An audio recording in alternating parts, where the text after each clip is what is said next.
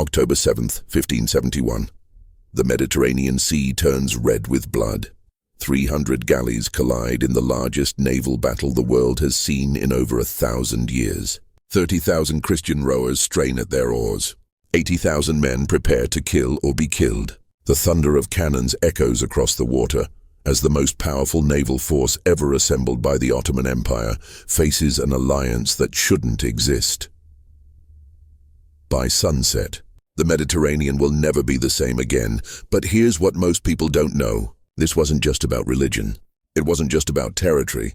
The real story of Lepanto is about a revolution in naval warfare, a technology race that had been building for decades, and one crucial advantage that would decide everything. The question isn't just who won at Lepanto. It's how a divided Christian alliance managed to break the undefeated Ottoman fleet, and it all comes down to the ships themselves. To understand why Lepanto mattered, you need to understand what the Mediterranean had become by 1571. For nearly a century, the Ottoman Empire had been unstoppable at sea. After conquering Constantinople in 1453, Sultan Mehmed II didn't just take a city. He took control of the strategic choke point between Europe and Asia. The Ottomans now controlled both sides of the Bosphorus, the gateway between the Black Sea and the Mediterranean. But controlling the straits wasn't enough.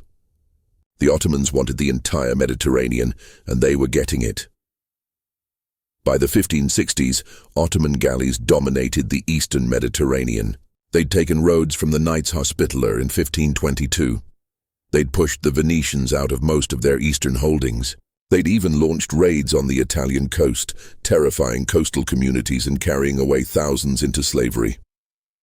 The Ottoman fleet wasn't just powerful, it was growing. Every year, the shipyards of Constantinople, Gallipoli, and Alexandria launched dozens of new galleys. The Ottomans had perfected the logistics of naval warfare. They had the timber from the forests of Anatolia. They had the foundries producing bronze cannons.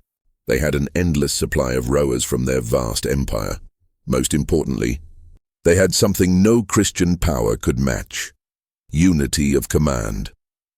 While Christian Europe was fractured into competing kingdoms, duchies and republics, all suspicious of each other, all pursuing their own interests, the Ottoman Empire operated as a single coordinated war machine. When the Sultan wanted a fleet assembled, it happened. No debates, no negotiations, no political complications. This mattered more than you might think. The Spanish controlled the western Mediterranean, but were constantly distracted by wars in the Netherlands and conflicts with France. The Venetians controlled crucial ports and trade routes, but were a commercial republic that preferred diplomacy to warfare. The Papal States had moral authority but limited military power. The various Italian states were too small to matter individually. Getting all these powers to work together was like herding cats. Wealthy, proud, suspicious cats who all thought they should be in charge. But by 1570, the situation had become desperate enough that even these fractious allies had to face reality. The trigger was Cyprus. Cyprus wasn't just another island. It was the last major Venetian holding in the eastern Mediterranean, a crucial link in the trade routes that made Venice wealthy. The island produced wine, sugar, salt, and cotton. More importantly, it provided a base for Venetian ships operating in the Levant. The Ottomans wanted it. In the summer of 1570, a massive Ottoman fleet of over 350 ships appeared off the coast of Cyprus. The invasion force included 60,000 soldiers, siege artillery, and everything needed for a major campaign. The message was clear. This wasn't a raid. This was conquest. The Venetians were caught off guard. Their forces on Cyprus were woefully inadequate. The main strongholds were Nicosia, the inland capital, and Famagusta, the main port. Both were fortified, but neither had enough men or supplies for a prolonged siege. Nicosia fell in September 1570 after a brutal siege. When the Ottoman forces breached the walls, they massacred 20,000 inhabitants. The Venetian commander was killed trying to rally his men. The city was systematically plundered. Only Famagusta remained, and it wouldn't hold out forever. Venice appealed desperately to the rest of Christian Europe for help. And this is where things get interesting, because the response tells you everything about the politics of the time. Spain was the obvious choice for an ally. King Philip II controlled the most powerful military in Europe, had a massive treasury filled with American silver, and possessed a strong Mediterranean fleet. But Philip was cautious. He was fighting rebellions in the Netherlands, watching France nervously, and dealing with Protestant England. Did he really want to commit resources to help Venice hold Cyprus? The Pope, Pius V, saw the bigger picture. This wasn't just about Cyprus. If the Ottomans took the island, they'd have a perfect base for launching attacks on the Italian coast, on Sicily, on anywhere they wanted. The entire Christian Mediterranean was at risk. Pius IX spent months negotiating, cajoling, and threatening various Christian powers to form a holy league against the Ottomans. It was exhausting work. Venice wanted guarantees. Spain wanted concessions. The various Italian states wanted money. Finally, in May 1571, the Holy League was officially formed. Spain, Venice, the Papal States, Genoa, Savoy, the Knights of Malta, and several smaller Italian states agreed to pool their resources and assemble a fleet. But here's the problem. Assembling the fleet was only the first challenge. Someone had to command it. Enter Don Juan of Austria. He was only 24 years old. He was the illegitimate half-brother of King Philip II of Spain, and he was about to command the largest Christian fleet assembled in over a century. If this sounds like a recipe for disaster, you're not alone in thinking that. Many experienced admirals in the fleet were skeptical. The Venetians were especially nervous. They'd been fighting the Ottomans at sea for generations. What could this young Spanish prince, who'd spent most of his life fighting land battles in Granada, possibly know about naval warfare? But Don Juan had advantages that weren't immediately obvious. First, he was energetic and charismatic. He genuinely believed in the mission and could inspire men to follow him. In an alliance held together by mutual suspicion and competing interests, that personality mattered. Second, he was politically acceptable to all parties. As Philip's half-brother, he represented Spanish interests. But because he was illegitimate, he wasn't threatening to anyone. He couldn't inherit the Spanish throne, so he wasn't pursuing a personal kingdom. Venice could accept him. The Pope approved of him. The various Italian states could work with him. Third, and perhaps most importantly, he was smart enough to listen to experienced advisors. His second-in-command was the veteran Genoese Admiral Gianandrea Doria, from one of the most famous naval families in Italy. His Venetian contingent was led by experienced commanders like Sebastiano Venier and Agostino Barbarigo. Don Juan knew what he didn't know, and he surrounded himself with people who did. When Don Juan arrived in Messina, Sicily, in August 1571, he found chaos. The Holy League fleet was assembling, but it was a mess. Spanish galleys mixed with Venetian galleys, mixed with Papal galleys, mixed with ships from a dozen different states. Every contingent had its own commanders, its own supply systems, its own ideas about tactics. The Venetians and the Spanish barely spoke to each other. Old rivalries and suspicions bubbled constantly beneath the surface. Don Juan's first task wasn't to fight the Ottomans. It was to create a unified fighting force out of this multinational fleet. He did something clever. Instead of treating each national contingent as a separate unit, he mixed them. Spanish galleys would fight alongside Venetian galleys, which would fight alongside Papal galleys. Officers from different nations would have to coordinate. Tactics would have to be standardized. It wasn't popular, but it was necessary. While Don Juan was organizing his fleet, intelligence reports were coming in about the Ottoman fleet. It was commanded by Ali Pasha, the Capudan Pasha or Grand Admiral of the Ottoman Navy. Unlike Don Juan, Ali Pasha was a veteran naval commander with decades of experience. His fleet was slightly larger than the Christian fleet, and his crews were battle-tested. Most concerning of all, the Ottoman fleet was aggressive. Ali Pasha wasn't planning to sit in port and defend. He was actively seeking battle. This was the moment of truth. The Holy League fleet could stay in Messina, wait out the season, and hope the Ottomans went home. Or they could sail east and seek battle. Don Juan chose battle.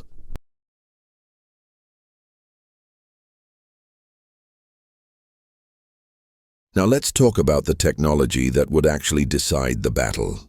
Because at Lepanto, ship design mattered just as much as tactics. Both fleets were built around the same basic vessel, the galley. If you're picturing the massive sailing ships of later centuries, forget it.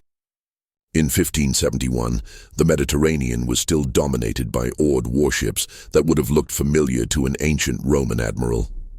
Galleys were long, narrow vessels powered primarily by oars, with limited sail capacity for cruising, but not all galleys were created equal. The standard Mediterranean galley of 1571 was about 130 to 150 feet long and only 15 to 20 feet wide. This narrow profile made them fast and maneuverable, but also unstable in rough seas. They had a shallow draft, allowing them to operate close to shore and enter ports that deeper drafted sailing ships couldn't access. The rowing arrangement was crucial. By the 16th century, most Mediterranean galleys used a system called al sensile, where multiple rowers pulled each oar. A typical galley had 25 to 30 oars per side, with 3 to 5 men pulling each oar. That's about 150 to 300 rowers per galley. These rowers weren't volunteers. On Ottoman galleys, they were a mix of slaves, prisoners of war, and conscripted subjects. On Christian galleys, they were criminals sentenced to the oars, prisoners of war, and paid volunteers. The life expectancy of a galley rower was not good. They were chained to their benches, fed minimal rations, and expected to row for hours in blazing heat or freezing cold. In battle, they were completely exposed. No armor, no weapons, just flesh and bone in the way of arrows, musket balls, and cannon shot. But the real revolution in naval warfare wasn't about the rowers. It was about the guns. For centuries, galley warfare had followed a simple pattern: row toward the enemy, try to ram them or come alongside, then board with soldiers. The actual fighting was essentially a land battle fought on wooden decks. Archery was important, but the decisive moment came when armored soldiers clambered over the sides and fought hand to hand. Cannons changed everything. The first ship-mounted cannons appeared in the 15th century, but early models were small and unreliable. By 1571, cannon technology had advanced dramatically. Galleys now mounted heavy cannons in the bow, facing forward along the ship's center line. These weren't anti-ship weapons in the modern sense. They were meant to smash through enemy oars and kill rowers before the ships closed, giving the attacking galley a crucial advantage. And this is where the Holy League had a technological edge. The Venetians in particular had been innovating. They developed a new type of vessel called the galleass, a hybrid ship that combined the oared propulsion of a galley with the higher sides and heavier cannon armament of a sailing ship. A galleass was bigger, slower, and less maneuverable than a standard galley, but it could mount significantly more guns and provide a stable firing platform. Each galleass mounted between 40 and 70 cannons of various sizes. They were floating fortresses. The Holy League fleet included 6 galleasses, all Venetian. The Ottomans had nothing comparable, but the real advantage came down to the main armament, the center line. Cannons on the standard galleys, the Christian. Galleys mounted heavier guns than their Ottoman counterparts. A typical Spanish or Venetian galley carried a large cannon in the bow, often a 36-pound demi-cannon or even a full 50-pound cannon. These guns could fire a single heavy shot that would devastate an opposing galley at close range. The Ottoman galleys typically mounted lighter guns, often composite cannons that fired smaller shot at higher rates. Their philosophy was quantity over quality, more guns firing more often, even if each individual shot was less destructive. Both approaches had merit. The Ottoman guns could maintain a higher rate of fire, but the Christian guns hit harder. In the upcoming battle, that difference would matter. There was one more crucial advantage the Christian fleet had: arquebusiers.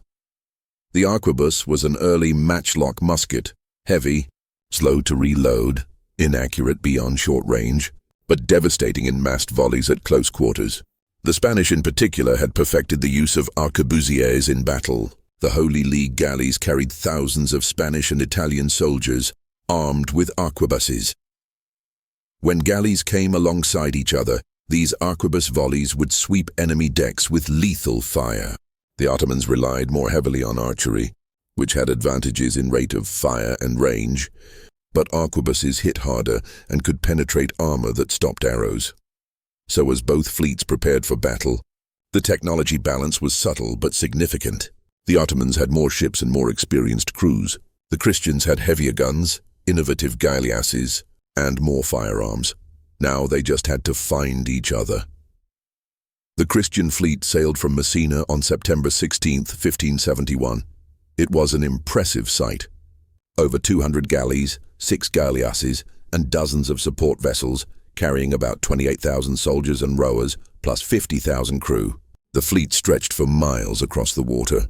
Banners and flags flew from every mast. The cross of Christ was painted on sails and shields throughout the fleet. Don Juan had organized the fleet into 3 main squadrons, plus a reserve. He commanded the center. Agostino Barbarigo commanded the left wing with mostly Venetian galleys. Gianandrea Doria commanded the right wing with Spanish and Genoese galleys. The reserve, commanded by the Marquis of Santa Cruz, would provide flexibility and respond to threats.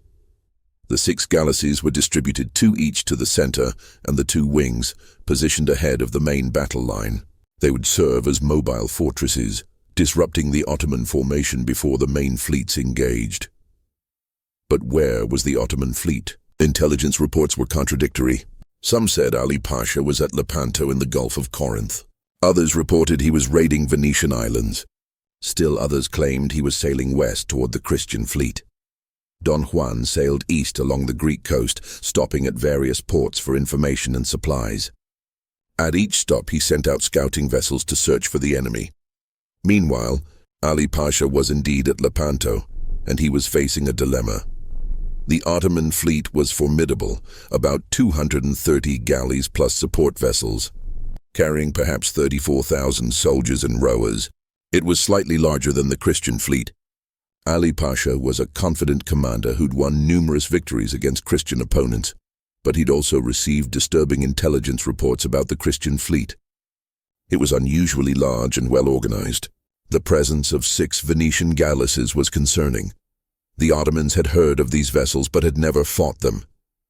And the fleet was commanded by Don Juan, who might be young but had defeated a major rebellion in Granada. Some of Ali Pasha's officers advised caution. Perhaps they should wait out the season in port. The weather would turn bad in a few weeks, forcing both fleets to retire for the winter. Why risk battle when time was on their side?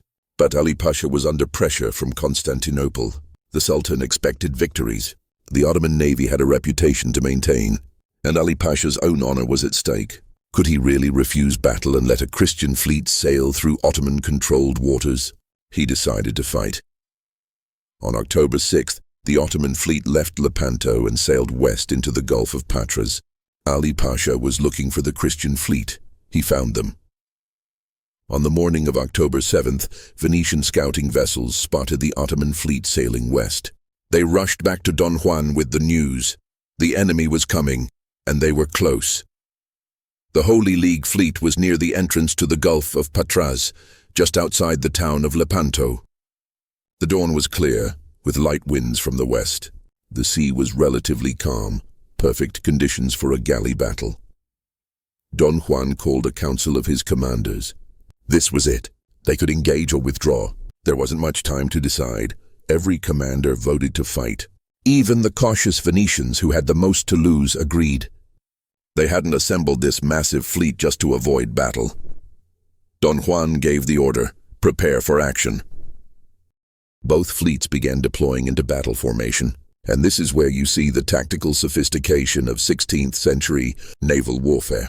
The Christian fleet formed into a line roughly parallel to the northern shore of the Gulf. The formation stretched about 3 miles from north to south. Don Juan placed himself in the center aboard his flagship, the Real. To his left was the Venetian squadron under Barbarigo, anchored on the northern shore to prevent the Ottomans from outflanking them. To his right was Doria's squadron of Spanish and Genoese galleys. The 6 galleasses were positioned about 200 yards ahead of the main line, 2 in front of each squadron. They would serve as breakwaters, disrupting the Ottoman formation and absorbing the initial impact of their attack. Behind the main line, the reserve squadron under Santa Cruz waited to exploit opportunities or shore up weak points.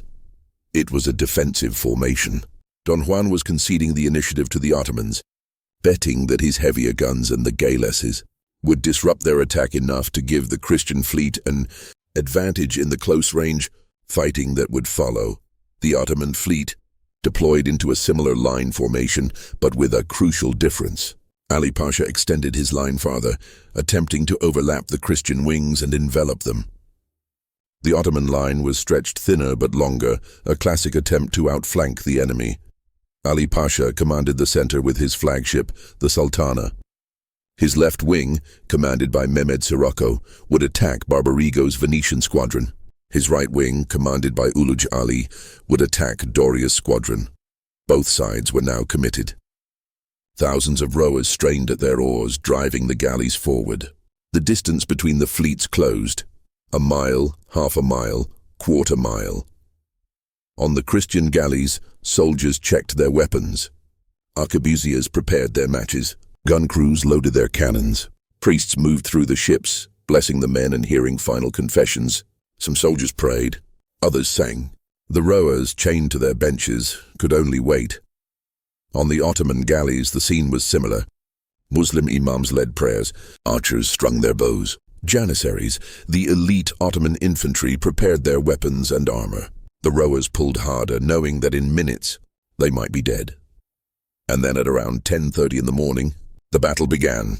The galleasses fired first. The Ottoman galleys surged forward, expecting to crash into the Christian line in the traditional manner. Instead, they ran into the 6 galleasses, positioned like island fortresses in their path. The effect was devastating. The galleasses opened fire with dozens of cannons, raking the approaching Ottoman galleys from multiple angles. Heavy balls smashed through oars, killing rowers and crippling ships. Lighter guns swept the decks with grapeshot, cutting down soldiers and sailors. The Ottoman galleys couldn't effectively return fire. Their bow-mounted guns were designed to fire straight ahead, but the galleasses were positioned to fire broadsides. Several Ottoman galleys were disabled before they even reached the Christian line. Others swerved to avoid the galleasses, breaking their formation and creating gaps. It was exactly what Don Juan had planned, but the Ottomans kept coming. There were too many of them to be stopped by 6 galleasses, no matter how well armed. The main Ottoman line crashed into the Christian fleet, and the battle dissolved into hundreds of individual ship-to-ship combats. In the center of the battle line, Don Juan's flagship, the Real, came bow to bow with Ali Pasha's Sultana. This wasn't coincidence. Both commanders had steered directly toward each other. In galley warfare, the flagships attracting meant that the decisive fighting would happen here, in the center, where both commanders could directly control the action. The 2 galleys fired their bow cannons almost simultaneously. The Real's heavy cannon punched through the Sultana's bow structure, smashing oars and killing rowers. The Sultana's lighter guns scored hits on the Real's deck, wounding several soldiers. Then the galleys crashed together. Grappling hooks flew. Boarding planks slammed down. Soldiers surged across, and the fighting became brutal hand-to-hand combat. The Ottoman Janissaries were fearsome warriors, elite troops with years of training and battle experience. They wore armor, wielded scimitars and axes, and fought with fanatical courage. They poured onto the Real's deck, driving back the Spanish soldiers. But the Spanish had those arquebuses. Massed volleys of arquebus fire swept the boarding parties. At close range, the heavy balls smashed through armor and bodies. Ottoman soldiers fell in heaps, but more kept coming, climbing over their dead comrades to reach the Christian soldiers. For over an hour, the 2 flagships remained locked together, with control of the decks shifting back and forth. Ali Pasha fought personally, rallying his men. Don Juan did the same, his armor covered in blood, some his own, most not. Around them, the center squadrons of both fleets crashed together in a chaotic melee. Galleys rammed each other, grappled together, or came alongside to exchange fire. The water between the ships filled with debris, wounded men and bodies. The Christian heavy cannons were proving their worth. Again and again, the heavier guns on the Christian galleys would smash through Ottoman oars and disable their ships before they could close. But once the fighting became hand-to-hand, the Ottoman numerical advantage in soldiers began to tell. The center was hanging in the balance. While the center ground into a bloody stalemate, the action on the flanks would decide the battle. On the northern flank, Barbarigo's Venetian squadron was in trouble. Mehmed Sirocco's Ottoman squadron had nearly succeeded in outflanking them, working their galleys into the shallows near the shore where the Venetians couldn't maneuver easily. Barbarigo himself was wounded by an arrow to the eye, a mortal wound, though he would linger for 2 days before dying. His flagship was being overwhelmed by Ottoman boarders when Venetian reinforcements arrived and drove them back. The fighting here was desperate.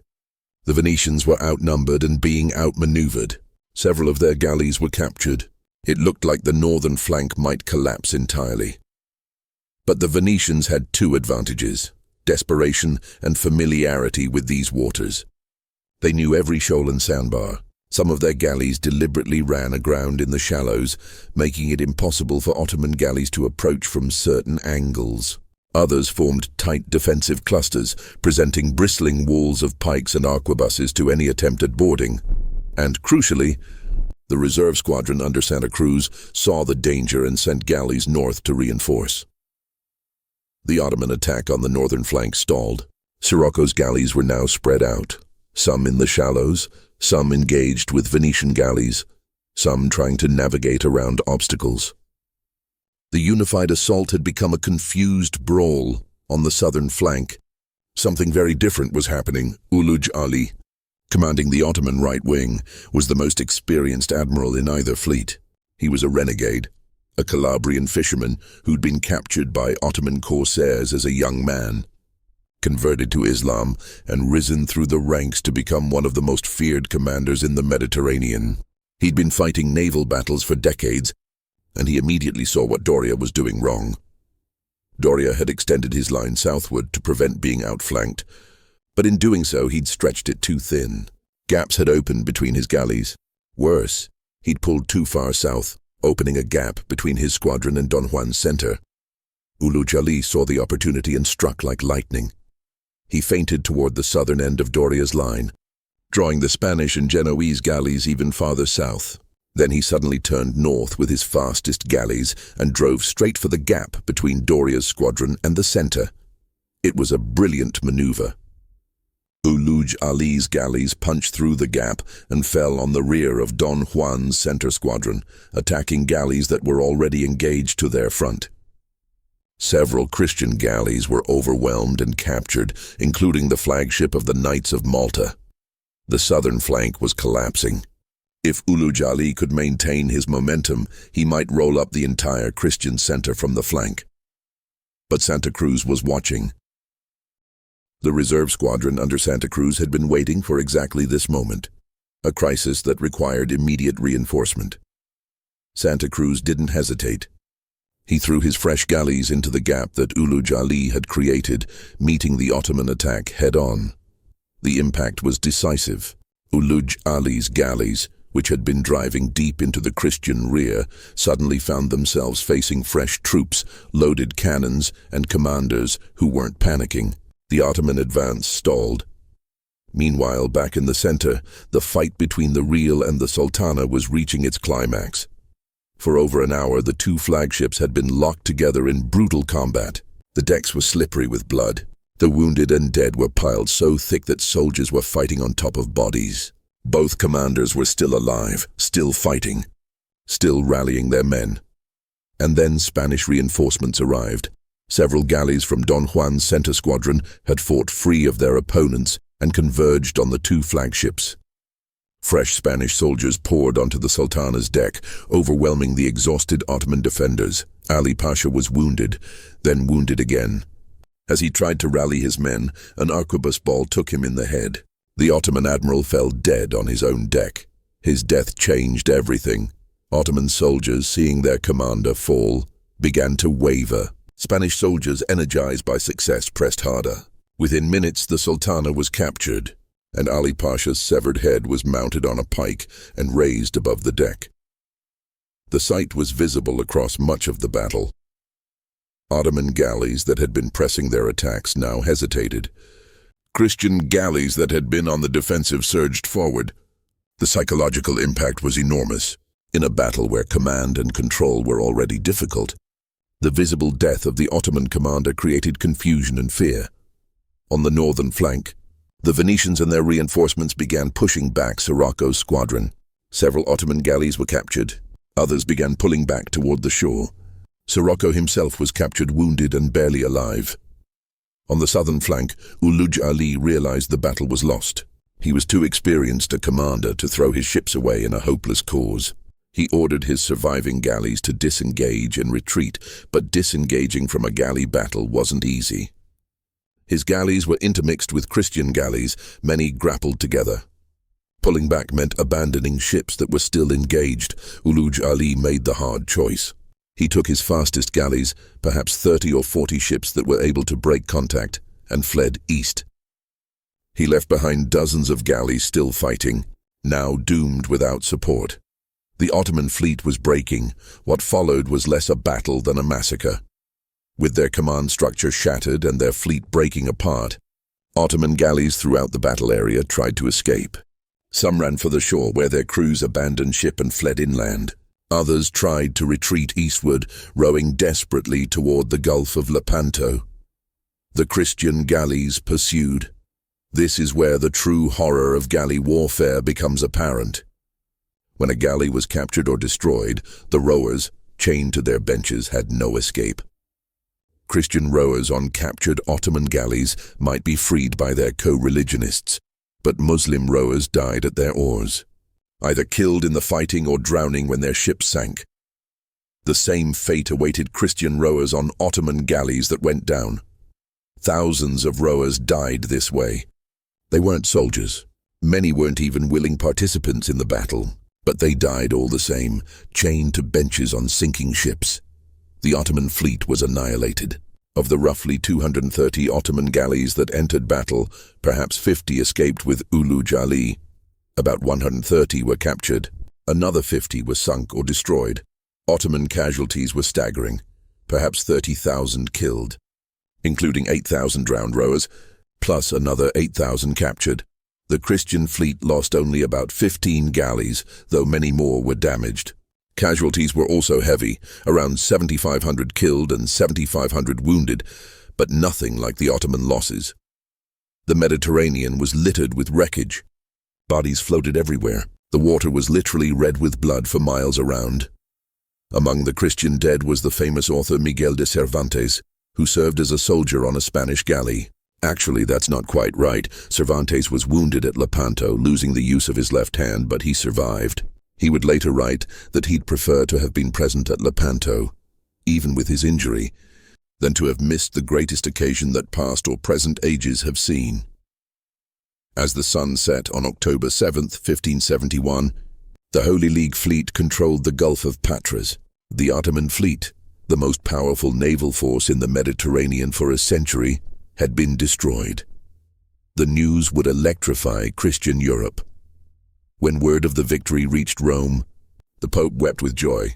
Church bells rang throughout Italy. Celebratory masses were held. The victory was credited to the intercession of the Virgin Mary, and October 7th was declared the Feast of Our Lady of Victory, later changed to the Feast of Our Lady of the Rosary. In Spain, King Philip II received the news with his characteristic restraint, but he authorized celebrations throughout his kingdoms. Don Juan became a hero, feted and praised wherever he went. Venice celebrated, but with an undercurrent of bitterness. They'd lost Barbarigo, one of their finest admirals. And while the Ottoman fleet had been destroyed, Cyprus was still lost. Famagusta had finally fallen in August 1571, just weeks before Lepanto. The Venetians had won the battle but lost the war. In Constantinople, the news was devastating. Sultan Selim the Kun had lost his fleet, his admiral, and tens of thousands of men. The invincible Ottoman Navy had been crushed, but here's where the story takes an unexpected turn. The Ottomans rebuilt. Within months, the shipyards of the Ottoman Empire were working at full capacity. By the spring of 1572, a new fleet of over 200 galleys had been constructed. The Ottoman Grand Vizier famously told the Venetian ambassador, "You come to see how powerful we are. In capturing Cyprus, we cut off one of your arms. In defeating our fleet, you shaved our beard. An arm once cut off cannot grow again, but a beard once shaved grows back thicker." He was right. The Holy League, despite its great victory, couldn't maintain unity. Spain was distracted by other concerns. Venice, exhausted and financially drained, made a separate peace with the Ottomans in 1573, formally ceding Cyprus. The Pope's efforts to organize another crusade fell apart. The various Christian powers went back to their usual pattern of competing with each other, sometimes even allying with the Ottomans against other Christians. So did Lepanto matter? Historians have debated this for 4.5 centuries. Some argue that Lepanto was strategically meaningless. The Ottomans rebuilt their fleet. Venice lost Cyprus anyway. Within a few years, the strategic situation in the Mediterranean looked much like it had before the battle. But that's too simple. Lepanto shattered a myth: Ottoman naval invincibility. For a century, Christian powers had feared the Ottoman fleet. That fear was gone after Lepanto. The psychological impact was enormous. More importantly, Lepanto marked the high water mark of Ottoman expansion in the Mediterranean. After 1571, the Ottomans never again mounted a major offensive in the Western Mediterranean. They rebuilt their fleet, yes, but they used it primarily for defensive purposes and for operations in the Eastern Mediterranean. The balance of power had shifted. Even if that shift wasn't immediately obvious, there's also a technological legacy. The battle proved the value of heavy bow-mounted cannons and the devastating effectiveness of massed arquebus fire. Future Mediterranean galleys would be designed with these lessons in mind. The galleass, the Venetian hybrid ship that proved so effective in disrupting the Ottoman attack, represented the future. Within a few decades, sailing ships with heavy broadside armaments would begin to replace galleys as the dominant warship type in European navies. The age of the galley, which had lasted for thousands of years, was ending. But perhaps the most important legacy was cultural. Lepanto became a defining moment in European consciousness. It was celebrated in art, literature, and music. The battle inspired countless paintings, poems, and histories. For generations, European children learned about Don Juan and the heroic victory over the Turks. This cultural memory reinforced a sense of Christian European identity in opposition to the Islamic Ottoman Empire. The Mediterranean became not just a strategic contest, but a civilizational boundary. This had profound implications for how Europeans would view themselves and the wider world in the centuries to come. So what really decided the Battle of Lepanto? It wasn't just courage, though both sides fought with incredible bravery. It wasn't just numbers. The forces were relatively evenly matched. It wasn't even leadership, though Don Juan proved surprisingly capable for such a young commander. The real story is about technology and innovation. The Christian fleet had 3 crucial advantages: the galleasses that disrupted the Ottoman attack, the heavier bow-mounted cannons that gave them a firepower edge, and the massed arquebusiers who dominated the close-range fighting. These weren't revolutionary technologies. Both sides had cannons, both sides had firearms, but the Christians had integrated these technologies more effectively into their naval doctrine. The Venetians in particular had been innovating for decades, constantly improving their galley designs and incorporating new weapons. The Spanish had perfected the use of arquebusiers through years of land warfare and had successfully adapted these tactics to naval combat. The Ottomans, despite their many strengths, had become somewhat conservative in their naval technology. They were still relying on tactics and ship designs that had worked well for a century. They hadn't kept pace with European innovations in gunpowder weapons. This technological gap wasn't enormous, but in a battle between roughly equal forces, small advantages compound. There's also a question of motivation. The Christian fleet was fighting close to home, defending their own territories. They knew that defeat might mean Ottoman fleets raiding the Italian coast, perhaps even threatening Rome itself. The Ottoman fleet was fighting far from Constantinople, on the strategic offensive rather than defending their homeland. In a close battle, that psychological difference mattered, and finally, there was the crucial moment when Santa Cruz committed the reserve squadron to plug the gap that Ulugh Ali had created. That decision probably saved the Christian fleet from defeat. If Ulugh Ali had been able to roll up the Christian center from the flank, the entire battle might have gone the other way. Strategic reserves matter. Having fresh troops available to exploit opportunities or shore up weak points is a fundamental principle of warfare that applied as much on the waters of the Mediterranean in 1571 as on any modern battlefield. The Battle of Lepanto was the last great galley battle in history. Within a few decades, the oared warship that had dominated Mediterranean warfare for 3,000 years would be obsolete, replaced by sailing ships with broadside cannons. But on October 7, 1571, the galley had one last moment of glory. 300 of these ancient vessels clashed in the largest naval battle in centuries. By sunset, the Ottoman fleet that had dominated the Mediterranean for a century was gone. The Ottomans would rebuild, and the strategic situation would stabilize. But something had changed. The tide of Ottoman expansion had been stopped. The Mediterranean would never again be an Ottoman lake, and all because of the galleys, those long, narrow, vulnerable ships, powered by human muscle and armed with the latest gunpowder weapons. Ships that combined ancient design with modern technology. Ships that, at Lepanto, crushed the Ottoman Navy and changed the course of history. The age of the galley was ending. But it ended with the largest, bloodiest, most decisive galley battle ever fought, and that's the real story of Lepanto.